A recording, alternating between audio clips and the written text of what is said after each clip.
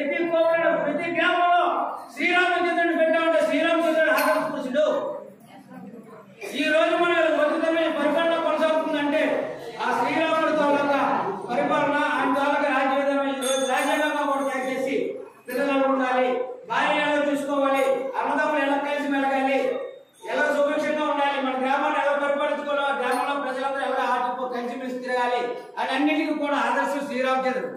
అటువంటి శ్రీరామచంద్రుడిని దర్శించుకోవడానికి మనకు ఎంతో అదృష్టం ఉండాలి. అటువంటి మన కోవులో ఈ రోజు కొన్ని లక్షల రూపాయలు ఖర్చు పెట్టి కట్టాలి. ప్రతి ఒక్కరు కూడా ప్రతిరోజు ఒక్క గంట మీ విలువైన సమయాన్ని కేటాయించి ఆ భగవంతుడి దగ్గరకు వచ్చి ప్రతి ఒక్కరు రామనామ సంకీర్తన చేసి